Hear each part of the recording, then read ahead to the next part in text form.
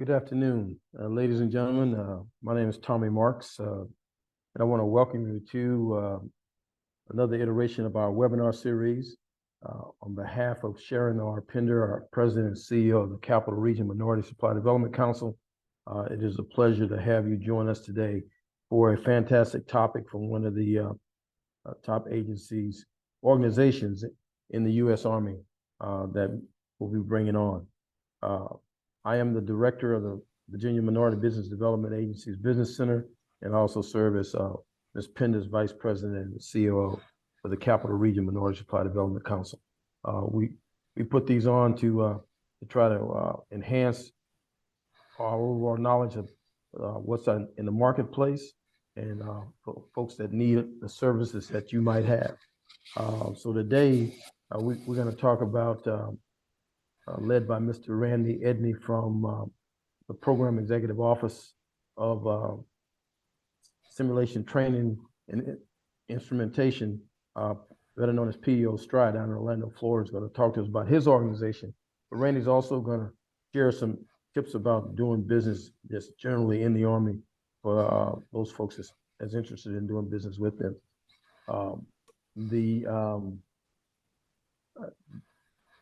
The organization itself, and he'll show, which has been around, it acts as a joint organization that serves not just the Army, but it also serves the other services in this portfolio. I won't utilize Randy, but you got to know who's talking to you, and he comes with both a wealth of experience and knowledge, and actually has worked in 2 of our services to date in order helping secure mission requirement equipment and services that those organizations need. As stated earlier, he works out of Orlando, part of the Army Contracting Command. He runs the small business programs for the PEO office in Orlando. He's responsible for the policy, guidance on all the issues impacting small business initiatives. He serves as the principal advisor to the program executive officer, his deputy, the executive officer, and all the program managers that work the different programs that this particular office is responsible for, to include working on the acquisition side with the principal assistant responsible for contracting and that acquisition staff. Randy has done this for over 33 years, and he in the acquisition career field, both with the Department of the Navy and the Department of the Army. And he's got their highest level of certification as a certified contracting official to do his mission support. And he has worked closely with businesses throughout his career. Randy and I worked together, looks like several years ago, when I ran the Army Small Business Office. He was one of my lead advisors on how we do business in the Army with small businesses and ensure that they got a fair opportunity in order to compete for Army requirements. So I'd like to ask Mr. Edney to come on the screen. Good afternoon, everyone. Can everybody hear me okay? Thumbs up. It's certainly a pleasure to be with you, MBDA, and Mr. Marks. Thank you for the years that I've known you and lots of things that I learned from you. So it is a pleasure for me to be with you and your group today, and I look forward to this dialogue. Right. So, we won't hold up the great knowledge that's getting ready to come. And Andy, it is great to see you. And if I stumble, it's only because it's like 2 a.m. in the morning out in the Pacific, Randy. So, but I appreciate you doing what you're doing for us and the folks that have tuned in. So thank you, sir. So Randy, if you would give the audience, a little flavor of what you're responsible for, expounding on what I, in my introduction, but what PEO STRI really is all about. Yes. So again, I'm Randy Edney. I am the director of the Orlando Office of Small Business program under Army Contracting Command out of Redstone Arsenal, Alabama. And my function here is to serve as a policy implementer and establishing procedures, publishing those procedures, and ensuring that we're maximizing opportunities for small business in different categories: woman owned small business, historically underutilized business zones, service disabled veterans, woman owned small businesses, and for some of you may have heard of the Small Business Administration Section 8A program. So my responsibility is to ensure that as an agency providing services for the Program Executive Office for Simulation Training and Instrumentation, we are maximizing those opportunities to include small businesses. Who is PEO STRI? I don't know if many of you have heard of us. We're sort of an activity out here in Orlando, Florida, that provides some very significant or major services for the Army. Uh, the mission of this agency, the Program Executive Office for Simulation Training and Instrumentation, I will refer to it moving forward as PEO STRI, is to rapidly develop, deliver, and sustain testing, training, and information operations capability to enhance the readiness of the Army. Essentially, we're a training organization. The goods and services we procure is everything to do with getting soldiers ready for their mission, combat, and we'll talk more about some of the requirements that we have moving forward. Over to you.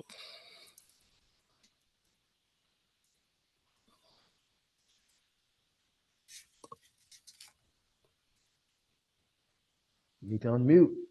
So, Randy, what advice would you give minority businesses in the industry, for that matter, on the best way to introduce their companies to ACC Orlando as it relates to your customer PEO STRI? The first thing I would suggest to any company pursuing, whether it's PEO STRI, different parts of the Army, or the federal government as a whole, is to first do some homework. Do a little homework. It's so easy to do these days because everybody has a website. And I've provided that information as a handout to the audience as a takeaway from this event. But do the homework to first establish uh, what it is, what are the products that you provide, and what services may procure those products. The Army, we buy, the Department of Defense, we buy lots of goods and services. And there's probably a place for you name it, whatever you, the audience, provide. But you've got to find the right customer. I think that's the first step. We don't want you to waste a lot of precious time knocking on doors only to find out that, this organization doesn't buy my good or services. The other thing I would suggest is to follow the money. There's a lot of information that's available in the sphere. If you are an entrepreneur, you're in business, and you wish to pursue the federal agencies, every year, if they get it right, the Congress, they do what's called the National Defense Authorization Act, and it kind of tells you where the Department of Defense is going as far as where they're going to spend the money. So I like to call this follow the money, so that you kind of have an understanding of what money is going to be appropriated for what programs, right? Then I think that the next thing after you've done that homework to identify the agencies is you want to make sure, and I can't overemphasize this, you got to make sure that you know your product and services. What is it that you're going to provide to the agencies? And I'm saying this because I want you to be focused. I need you to focus on what is that capability that you as a business has, so that when you identify that agencies, you could articulate what it is that you could provide to the agency. So I like to call that find your niche. What is the niche? And I would say to you, don't try to be everything to everyone, because that's going to be like the dog chasing his tail, right? So I need you to focus. We're going to identify what the agencies are, and then you focus. Um, Learn something about what the competition is doing. If you're providing a good or a service out there, are there any competitors in the market? And who are those competitors servicing? And I'll talk to you, if we have time, about some resources out there like GovSpend and the FPDS-NG, Federal Data Procurement System. I have that, all of that's provided for you in my handout, where you could ascertain information about what agencies are buying in your state, in your location, how much the Army is spending based on different search criterias, and information about who your competitors. I like to call that your due diligence. um, I'm going to add more to this, Tommy, as we go on, but I think those are some of the key things that you would want to do. The homework. Oh, and another thing that I need you to do is get a 1 page, 2 page max capability brief that basically tells who you are, what you can provide, identified NACE codes, or the national, the NACE codes. And your product service code, and I'll talk to you more about what a NACE code is and how you could identify. Again, that's all in the handout that you're going to get. Once you've got that capability brief, I think you're set to go to make a contact.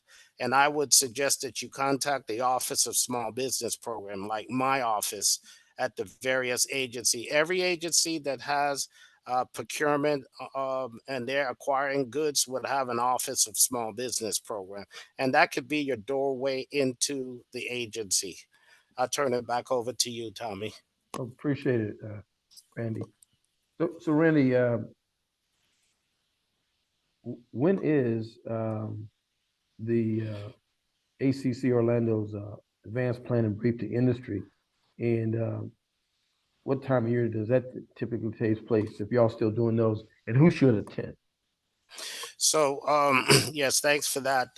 So we have what's called the advanced planning brief to industry, is synonymous with a lot of agencies, but we do something a little different. What we do down here at PEO STRI, Army Contract Command Orlando, we have what's called the PALT, Procurement Administrative Lead Time uh, Update Session to Industry. And we have this session every month, with the exception of June and December, because we have other bigger events that cater towards communicating with industry. At these Pulse update sessions, we have them every second Tuesday of the month. The next one is going to be March 12th. It's a virtual event, so you could do it online or you could show up in person. I will tell you that as of yesterday, I heard they were at capacity. So, but I would suggest that the next one, as soon as March 12th, within 24 hours, they will publish the link. And again, that's in my handout. We'll publish the link telling you that it's open for registration again. And you could go ahead and sign up. Now, let me tell you what that is. Every month, my program people, my contracting folks, and program executive office or her senior staff, we meet with industry in this forum, and we discuss with industry all you want to know about the procurements in our pipeline. Now, I would tell you, if you are at that glass window looking in and waiting for things to be advertised out there, you're too late if you're not engaged with our Pulse update session, because industry is getting full breath, could ask any question, know where the requirements stand, are helping us to shape the requirement. And another big piece of this is the opportunity to network and to form strategic alliances with those partners that are in the room. So we got everybody from your mega companies to small business in the room or online. I would advocate, if you're new to this, I would think you would want to be in person at least for the first few, so you could get to touch what's actually taking place in the room. So that's what we do. Now, on the APBI, or the Advanced Planning Brief to Industry, they're similar in nature, but that's not what we do here. We do what's called a Pulse Update session. Thanks, Randy. And actually, I attended one with your sister organization, ACC Redstone, the Pulse sessions. I think your former boss there, uh, Mr. Joe Junta. Joe Genta, started those Pulse sessions, which are actually much more detailed uh, and gives more information than the big APBIs. Um, so Randy, the next question that we have is, uh, you mentioned that primary mission focuses on training and simulation. Are there other opportunities at STRI, and what are the primary NAICS codes that like the top 5 that you all do business with? Okay, yes. So we do have other opportunities, but again, the main crux is going to be in that training environment. So we have what's called tech refresh. We got a lot of systems out there, and they're legacy equipment. So we got to update and refresh those equipment. So those present opportunities. Actual other opportunities would involve like training, support services, software design and development, live training like instructor-led trainers, things of that nature, cybersecurity, whether it's offensive and defensive cyber, hardware and equipment manufacturing, targets and threat systems development, digital integration labs to do testing and things of that nature, maintenance of these systems that we have that are in the field. We provide support not only for the United States Army in terms of its training mission, but we're also doing it in foreign military sales, or for our allied nations overseas. Everybody from Ukraine to Jordan to you name it, Afghanistan. We're involved around the world providing these systems, training devices. So, a couple of things I want to mention that we actually have out there right now that are set aside for small business, and I'll get into the NAICS codes, or let me just hit on some of the top NAICS codes that we're using. So, we use engineering services NAICS code, which is a 541330. That's a primary one for us. Another one is your 541512, which is computer system design services. 334519, other measuring and controlling device manufacturing. 541513, computer facilities management services. 333310, which is a big one for us. This is where a lot of our simulators and training devices are developed under the commercial and service industry, machinery, manufacturing. And then we have flights training, which is 611512. 541990, other professional and scientific technical services. And then lastly, another big one for us is 541519, which is other computer related services. So I think you could see what we're involved in here at this agency is mostly professional services, a lot of engineering, software development, and that type of environment. We're involved here at PEO STRI. So back to the set asides, we've got a few of those out that are identified for small business. I have live training ranges, which is for our combat training centers. We're doing some targets and other items, computer based.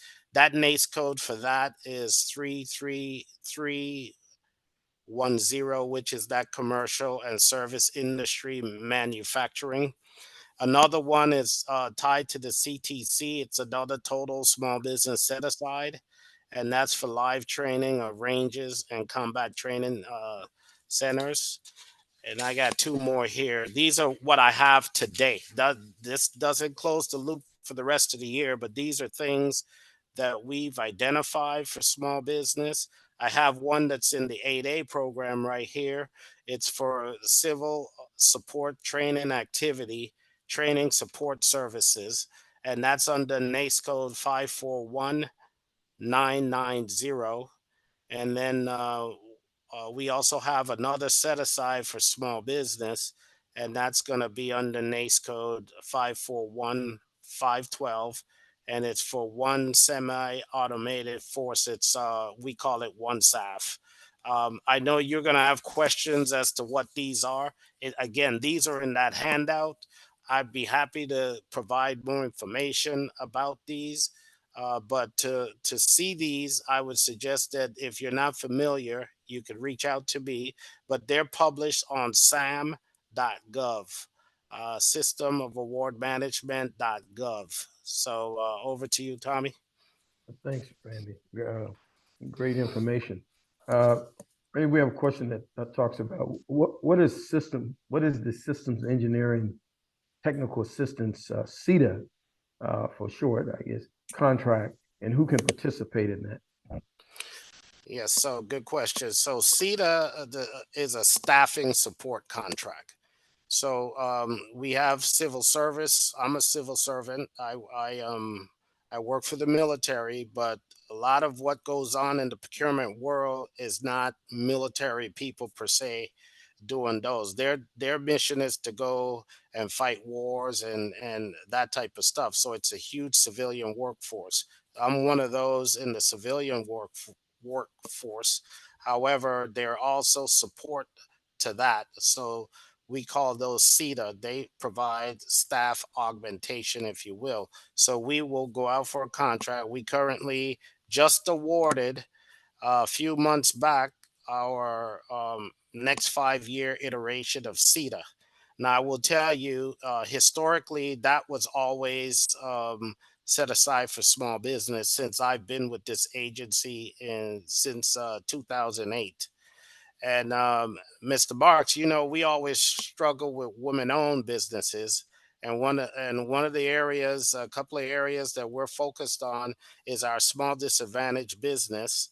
We're focused on our woman-owned small business and our service disabled vet.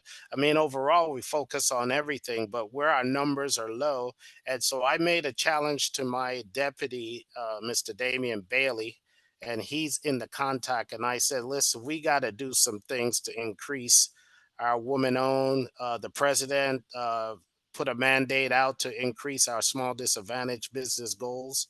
And so we really focused on that. So what happened when we did our market research, what we do with our requirements, we're going to go out to the marketplace and we're going to conduct what's called market research. We're going to do what's called a sources sought notice to identify who's out there in the marketplace. Could they provide the goods and services? Long story short, we had so many women that responded to a requirement that's over 300 million. You heard me correct, 300 million. We have women owned businesses respond, and that covered a wide swath of women, minority women, um, white women, all different types of groups participated. And I would tell you that we made the award a few months ago. However, we haven't been able to proceed because it's under what's called a Court of Federal Claims uh, protest. So we're waiting for that to clear up. Does this still present opportunities for you? It could, but you would have to make contact with the new contractor that will be coming on board, we hope soon. So the answer is, again, this is a staff augmentation contract. It has a lot of high visibility. It's how we support the existing organization staff, and they're doing everything from acquisition to program to engineering support to logistics, just a whole swath of different disciplines. Over. So Randy, I understand that uh, you all had enough feedback from when you did the RFI, the source of salt RFI, that it was set aside for women-owned businesses. That is correct. It was competed as a woman-owned business Woman-owned set business aside. set aside, okay? Yes, sir. And currently under protest, but once that's cleared, then there's folks out here in the Zoom land that potentially still could work on that, but working through the prime contractor that has Correct. been awarded to. Okay. We will publish, I believe they were published already, and like I said, under protest. But there's always an opportunity if you could support and you could make that connection with that Right. Company. incumbent, that you very well may have opportunity. And that's something I want to talk about. Hopefully we'll have a question about how do you interact with primes and get on these teams, and because there's a lot of trepidation out there about being a subcontractor, etc. So I'm going to offer a few tips. You Okay.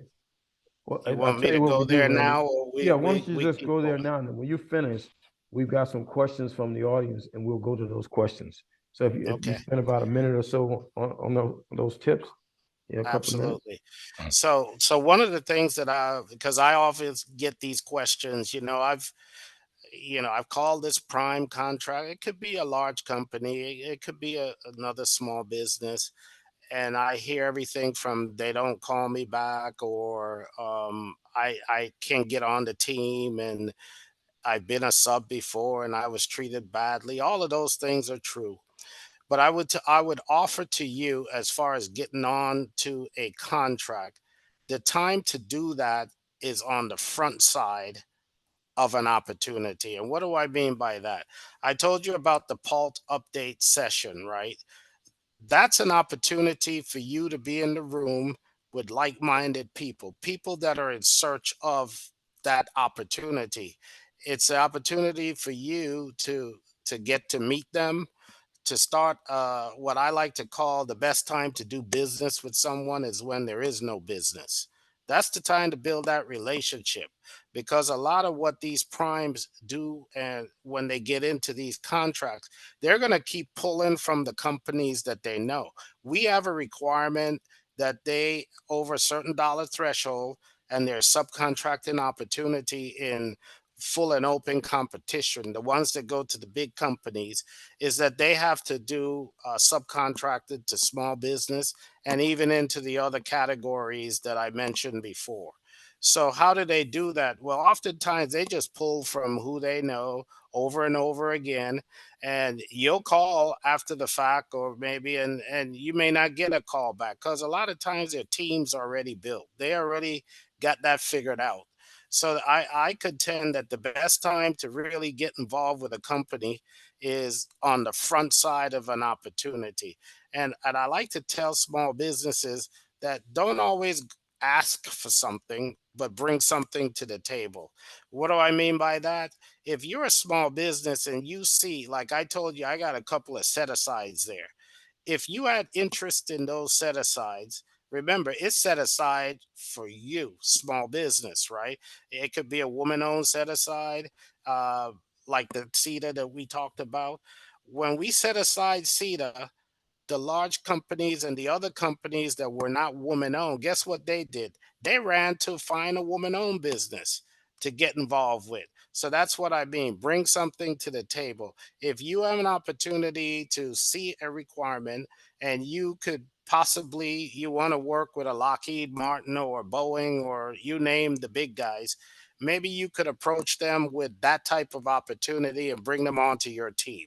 That's one way that you could do this. So you got to think outside of the box, be creative about it, because at the time that, again, the contract's awarded, it's a challenge to get. Even with CETA, you may have a lot of you may have opportunities, you may not. So it's just something that we'll have to see. I would encourage you to, go forward. But the key thing is to understand what that CETA is and what value you could bring to that prime for that. Turn it back over to you, Tommy. Appreciate it, Randy. So we've got a few questions in the Q&A. So Claudia, will you please help us out with those? Yes, sure. Okay, the first question is, was it mentioned in PALT or some version happens, where do they occur, the PALT update sessions? Do they occur in any other various states across the country? Yeah, the Pult update is held in Orlando at our location. It's held in a building we call it Tech Grove. We're in a partnership with the University of Central Florida. My office is actually located at the University of Central Florida. At this location, it's a joint command. It's basically led by the Navy Training Systems Command. So they also provide the same services that I do for the Army.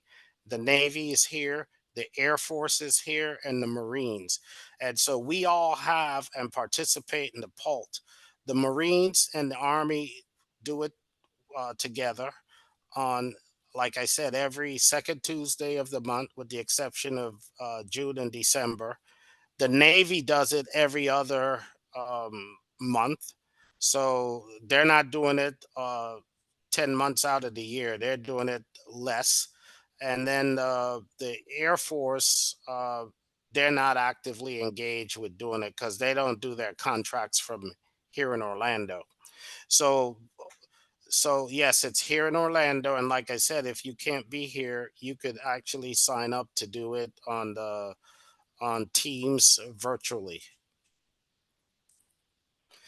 As far as doing it other place across, I know, as Mr. Marks mentioned, AMCOM in Huntsville. Redstone, they Yeah. do it because the originator of this is now the senior contracting official. So he took this template to his new command over there at Redstone Arsenal. And I believe because it's one of the Army's best practice, there may be others that are doing it. Sir, I don't know who all, Yeah, but if so they're not doing it, go ahead, yeah, sir. what I would say to the audience is that you can go to Army Contracting Command's website, and from there there's a link to each one of their contracting commands. Uh, but- and on those individual websites, if they're doing the pulse sessions, they'll tell you. If not, they do uh, advanced planning briefs to industry, which is, as Randy said it in his opening, it's similar, but I've gone to both of them, and I just went to Huntsville last month, January, where they did a pulse session. It's a great networking event. Now, I mean, obviously, if you got to get there, it doesn't cost you anything to register, that type of thing. It cost you your airfare or car fare to get there. But a lot of industry, they had over, I want to say, nearly 500 people on that one day in Huntsville in the room. They are well attended because, again, and I can't overemphasize this. If you want to do business, you got to make that commitment to engage and engage often. You can't show up today and I don't hear from you for 6 months, a year, 2 years, and then when I see you, you say, "Well, I haven't seen anything." There's a lot of things that don't see on the surface that might be in the opportunity. So you just got to kind of flush it out, and don't always think of yourself as that prime. Like I said, if you see something and you could add value to it, but you don't think you could prime the whole thing, then you build a team. And you could be in the driver's seat towards building that team just based on the knowledge that you have about the requirement. And you could take it forward again to help facilitate building that team. Right. Next. Next question. Okay, next question. Is there an AI simulation demand for fiscal year 23 and beyond? Wow, good question. So AI is new to the masses, but we would have to look. I don't have a requirement on the top of my head for an AI per se, but it's in the conversation. It's something that we could explore if the questioner wants to get to me and we could talk and maybe I could flush that out. But I don't know of a specific requirement at my agency here that's focused on AI per se. Okay. Next. Next question is, where are the primes published that they can find? Is it on the website?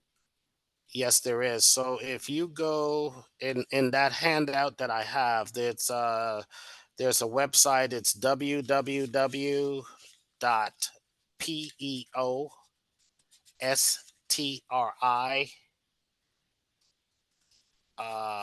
dot Army.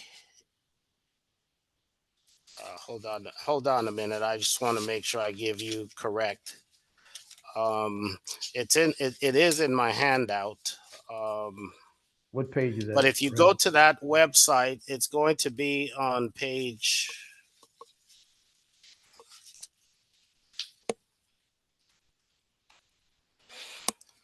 Okay, I have it here. So it's going to be www.PEOSTRI.army.mil. If you go to that website and you click on weapon systems, uh, you could click on that and you will see all our programs of record. Now, these are just the PEO STRI program of record. You could click on that. It would give you a definition of what the mission, what the requirement is. And it would also tell you who the prime contractors are for that. And it would also tell you what other systems are interdependent on that system that you might be looking at. So you could also click in that same space by state. So if you click on Florida, you'll see all the prime contractors that hold contracts and for what program in the state of Florida, Alabama, California, wherever. The largest concentration of contractors are going to be in Alabama, Florida, Virginia. So a lot of our companies come from those areas, California. So take a look at that. If you have difficulties finding it, you could contact me and I'll step you through that. Mr. Mars, could I take a moment here to pause because I have three young ladies that are on the line with me, and what's neat to your audience about these young ladies is in the very near future they may be the ones that you're negotiating a contract with. So we have what's called Army Contracting Command Fellows. These are like interns. These are our next up and coming contracting professionals. So I have on the line with me today Miss Sophia Da Silva, Miss Whitley Hamilton, and Cassie Kruth. So they're sitting in because they're doing a rotation in my office. They're shadowing, they're learning all about small business and the things, the good habits, Mr. Marks, I'm teaching them uh, of of how this works. So they're going to be very compassionate, very accommodating, and very willing to maximize small business. I'm training them up right, sir. Hey, that's outstanding. That's outstanding. All right. Okay, Claudia, next question. Next question, do vendors need to be cleared personnel? If so, at what level? So, so we don't have, we do have requirements that might require facilities clearing. That will be known to you, but for the most part, no, we don't require that per se to do business. I think we are going to be moving more and more into that area where you got to have maybe some facility clearance. But right now, we're not quite there yet. But we are building what's called a secure environment or a SCIF, which, but more to follow on that. But for these things that I've talked to you about, not necessary for those. Over. Appreciate it. Okay. Next question. If we bid on a set aside in partnership with a bigger company, what kind of profit split is standard? Oh, that I don't know if there's a per se profit split. I mean, I don't know, Mr. Marks. You add anything to that? Yeah, I'll jump right on that grenade. I think first of all, uh, it's a good question, but on that side of the table, and I used to be there, that's not something we got involved in. That's a negotiation between the two parties that team up. Right. Right. Well, I would add a little bit because I was on your side too. I've 33 years of government, but I've also been out on the industry side and now as an entrepreneur too. When it comes to cost and pricing, you got to know your costs. You got to know your value, your worth. So along that note, I don't know if there's a arbitrary number that's written of what profit share should be or whatever. It's whatever costs you're bringing to the table and your profit, your overhead, and what you negotiate with your team is where we're at. It's a similar thing if you're dealing direct with the government. The government, we have our cost estimate of what we think it's worth. You're going to present to us your proposal along with your costs, and we're either going to accept it in a firm fixed price, or if we have cost price and other types of contract vehicles that we will negotiate. So it's I don't know that there's a split per se. It's just I think it starts with knowing your worth and your costs. Over. And I would say this: if we're teaming, I'm a small and I'm teaming with a non-small, because it could be a medium size or a big large guy, but I'm still the prime, and they're subbing. Then you gotta do at least 51% of that work. So I think Correct. you would start there, Yeah. in my opinion. And if Yes. it's the reverse where I'm subbing after this teaming arrangement, it'll be the same as far as what share of the work am I doing. Now, here's what we know from experience. I think Randy and I both. Uh, a lot of times, what has happened, you team with a large company. They're actually the prime, but you're doing 80% of that work, and really that becomes a pass through. From where the government sits, when the reality is, uh, you know, that the work share shouldn't be like that. But Right. but I've never with Randy, I've never seen anywhere written some formula on how to do that. And so you definitely Right. need to know what your cost is when you're bringing to the table. Right. Okay, all right, Claudia. Okay, how do we contact the recruitment department of the U.S. Army? The, When the you say recruit. recruitment, are you talking about joining the army or contacting like my office? Can we clarify? Because recruitment, when I hear recruitment, I'm thinking you want to enlist. And I believe that there are enlisted stations in all 50 states, possibly in city. Mr. Marks, you served an Yeah. active duty. So yeah, Is that no, your I'm sense with on the question? you. No, you're spot on that. So what do they mean by recruitment? Because are you talking about trying to be a civil servant? Uh, if that's what you're talking about, then that's not the business he in. If you want to join the Army civilian workforce, then it's really picking out where you want to go and going to usajobs.gov and see what jobs are available from that perspective. Uh, Correct. And one of the things that we've done, I introduced you to the three ladies that I have with me online. But one of the ways, another way that the government could bring on people is they bring them into fellows programs like this. So right. they'll go out to universities or the space. So Mr. Marks is spot on when he says go to USA Job. These things get announced in there. And so if you're interested in federal employment, that would be the thing to do. Again, if you're interested in serving in the United States military, then you will contact the recruiting office by, I guess you could Google that and it Right. should come up. Over. And if the question hasn't really been answered, please send an email to our office, uh, and you can go to info@mbda-virginia.com, and you can send that question to Claudia and I, so that I ensure that we answered what you were asking. Next question, Claudia.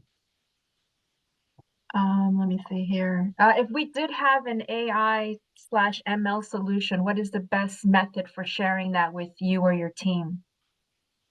So the best method is, I would say for this conversation, you could contact me, but there's something called unsolicited proposal.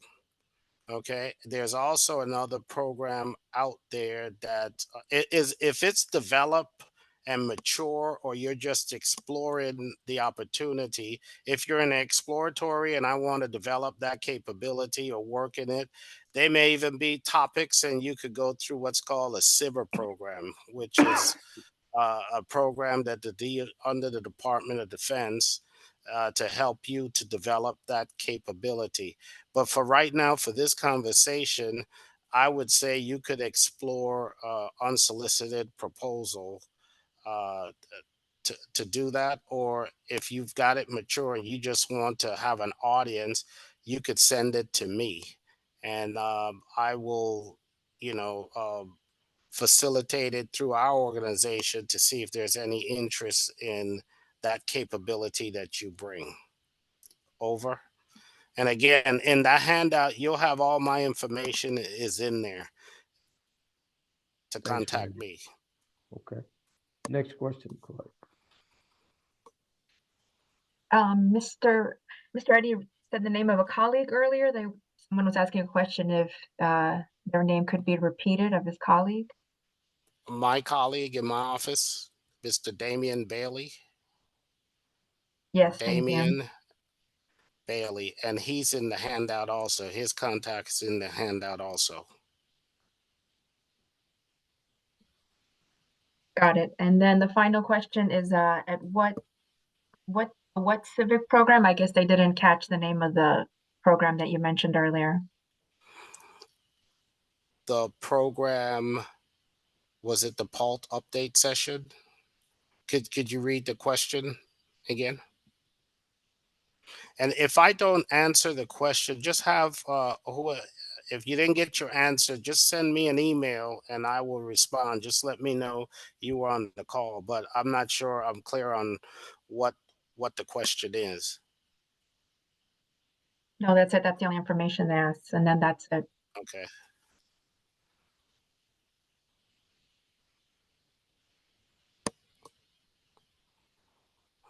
So back to you, Mr. Marks. All right. Oh, those are some good questions. Let's see.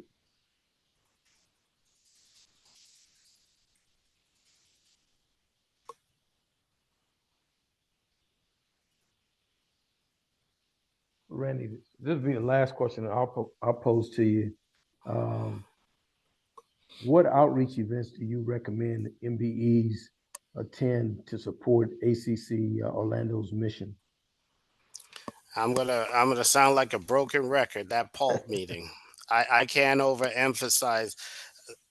The PALT meeting is literally standing room pre-pandemic. We shut it down and we went to strictly virtual. Industry couldn't wait for us to open it back up again. So we opened it back up. We've got more proficient with doing teams and doing virtual things. So having it virtually actually helped a lot of businesses too. That, you know, you got to travel to Orlando. I know the chamber is excited because I'm good for Disney World, and people like to come to Orlando and spend money, but because they'll stay over the weekend. But I would tell you, it's a 1 hour. It's 1 hour if we stick to the script. 1 hour long, and on the day with the Navy, you could stick around. There's a lunch break, and then the Navy picks up its pult. I mean, just if I'm in business, I'm coming to Orlando or I'm participating in this event because at the time it hits sam.gov, you're really too late. I mean, you know, that's just information. So I cannot overemphasize participating in that. And there are two other events. I mentioned No Pult in June, and no PULT in December. Well, guess what? We have what's called Training Simulation Industry Symposium. That's in June. That event is all the services, all the program people, the contracting. They roll out what we're doing in June.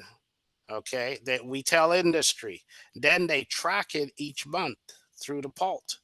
These slides are available on our website too. You could see, again, remember I started off by saying follow the money. I want to, and then in December, we have what's called ITSIC, which is the Industry Inter-Service Industry Training Simulation Education Conference. That's the big conference where you're going to see a lot of these training devices, simulators. Mr. Marks attended and spoke at that conference a few years back while he was my boss.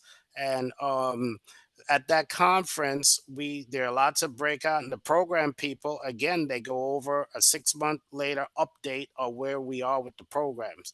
So you're getting all of this information at small businesses. I tell them all the time, if you're not coming to PULT, you're looking through the window at the candy Yeah. on the shelf, because you're missing out. And this is where, and what I challenge the companies when I'm there, I would ask them, did you meet the company, the person sitting on your left and right? And I've told them, I said, if you don't meet the person on your left or right, in front of you, or behind, and ask very simple, hey, why are you here? Introduce yourself, talk to them. You would be surprised. That's the person you're probably likely to be doing business with. Not to mention that all of the former military people that used to work on the government side that are now in industry, they're sitting in the audience, hungry to help you. So there's a lot to be gained by coming to PULT. I can't think of nothing better than, if you want to do what we're doing at this agency, you have to engage. Now, if we're the right fit for you, and we'll need to flush that out, what I started off by saying, there are other agencies. For those of you out there that are in construction, we got the Mission Installation Contract Command. We got the U.S. Army Corps of Engineers.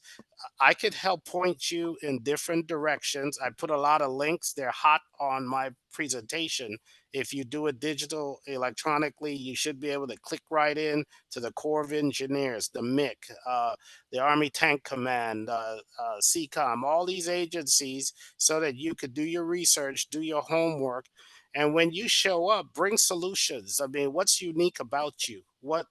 How do you help that mission or our requirement? For the question about AI and so forth, what's the value in what you're doing? How would it help to improve what we're trying to do in terms of our mission requirement? That's the way you have to present this.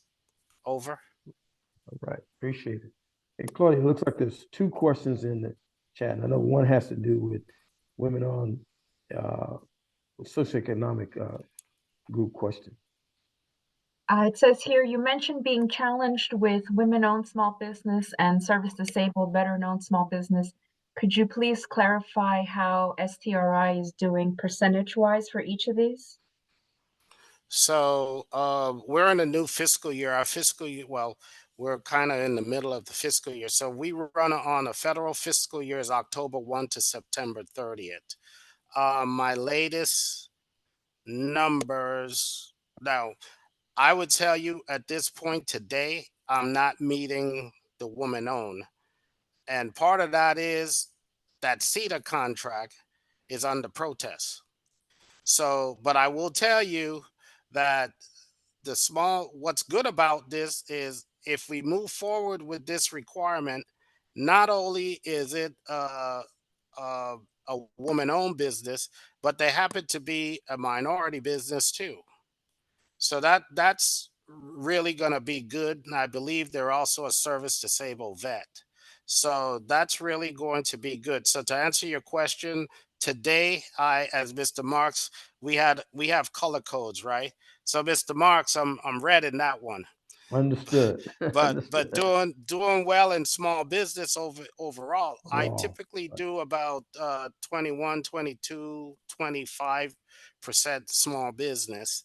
So 21 to 25% of what we do typically goes to small business. We're about a $2.4 billion agency.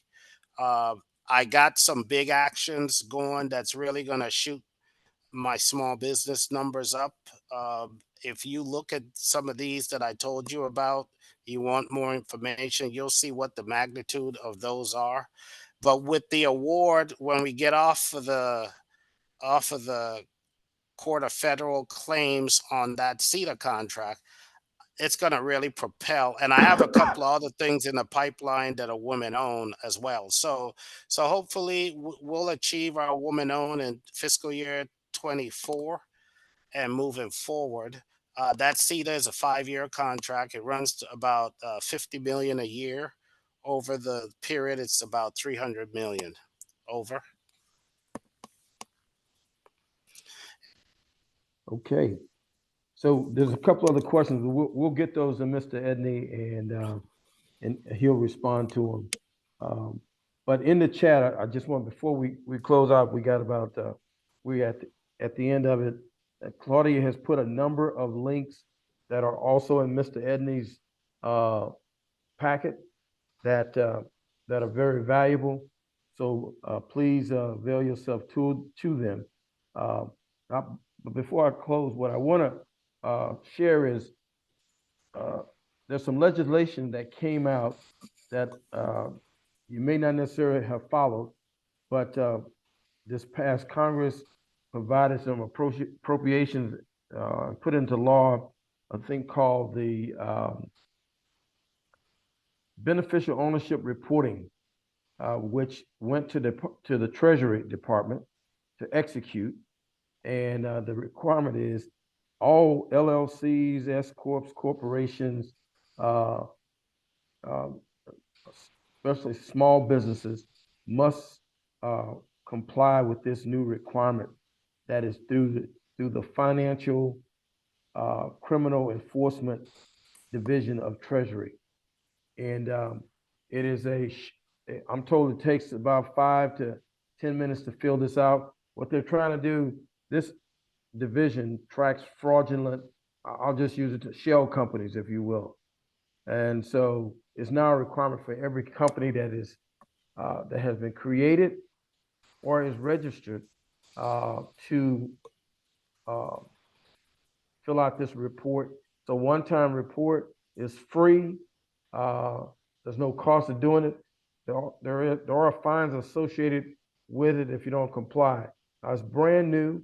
If your company was created, and you can go to www.fincen.gov/BOI, and that's beneficial ownership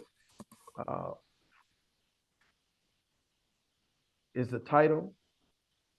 And at that website, you can find the instructions and the link to fill this report out. Now, if your company was already established by the end of December 2023, then you have 1 year, you have this year to fill that form out. If your company was established after January 1st of 24, you have 90 days to fill the form out. So any company established in this year, any company formed after that, starting in 25, has 30 days after you register your company in order to file this form with the Treasury's Financial Criminal Enforcement Division. You can find that information